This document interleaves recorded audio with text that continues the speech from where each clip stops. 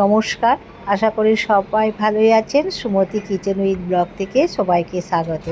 অনেক দিন পর আপনাদের সঙ্গে রান্না শেয়ার করছি। এখন আর প্রতিদিন আমি রান্না শেয়ার করছি না, মাঝে মাঝেই শেয়ার করছি। আশা করি আপনারা আমার পাশে থাকবেন। আর দেখতেই পাচ্ছেন এখানে লাউ কাটছি। গরমেতে স্বাস্থ্যকর হচ্ছে ঝোল বানাবো। কি দিয়ে ঝোলটা বানাচ্ছি আপনারা প্রথম থেকে শেষ পর্যন্ত দেখবেন। নতুন বন্ধুদেরকে অসংখ্য ধন্যবাদ। আশা করি আপনারা প্রথম থেকে শেষ পর্যন্ত আমার এই রেসিপি দেখবেন। আর যে সমস্ত নতুন বন্ধুরা আমার চ্যানেলে প্রথম, অবশ্যই চ্যানেলটিকে সাবস্ক্রাইব করবেন, পাশের বেল বাটনটি অন করবেন, সবার সঙ্গে শেয়ার করবেন, লাইক করবেন আর কমেন্ট করে জানাবেন আজকে লাউ ঝোল কেমন হয়েছে। লাউগুলোকে একটু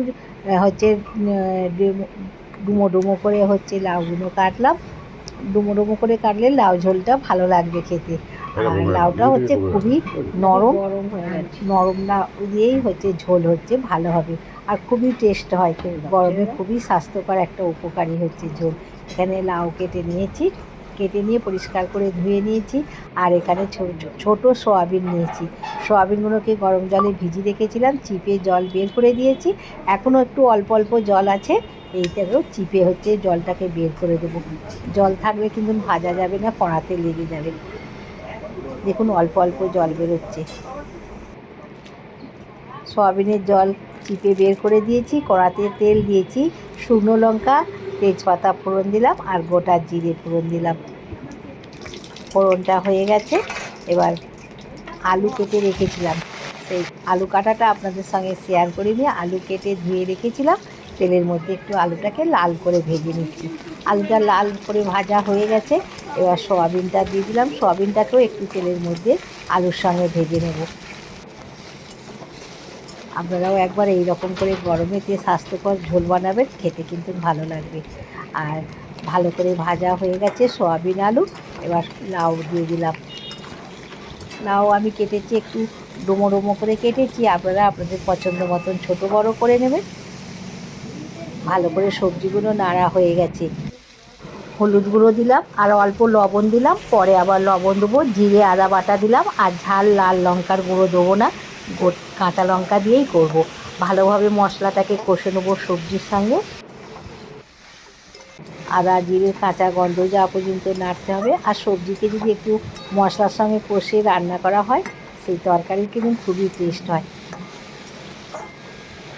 ভালো করে সবজিতে কষা হয়ে গেছে, মশলার সঙ্গে খুব সুন্দর একটা গন্ধ ছাড়ছে। এবার জল ঢেলে দিচ্ছি।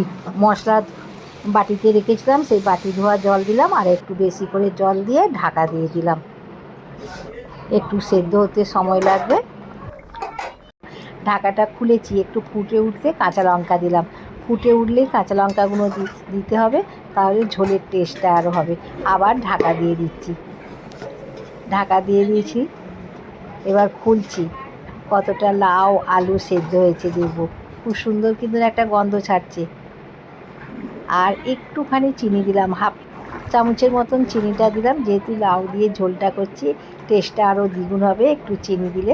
আপনারা যদি পছন্দ করেন দেবেন, না পছন্দ করলে না দেবেন। আর এই ঢেলে নিচ্ছি, এবার সাঁতলে নেবো। কড়াতে তেল দিয়েছি, পাঁচফোড়ন দিলাম, দিয়ে লাউ ঝোলটা ঢেলে দিলাম। আশা করি আপনারা প্রথম থেকে শেষ পর্যন্ত দেখবেন আজকে কীভাবে লাউ ঝোলটা করলাম। দেখতে কিন্তু খুবই সুন্দর লাগছে। পাতলা করে লাউ ঝোলটা করেছি, আর পাতলা করেই লাউ ঝোলটা খেতে কিন্তু টেস্ট হয়। এবার ঢেলে নেবো, ভালো করে ফুটিয়ে নিয়েছি।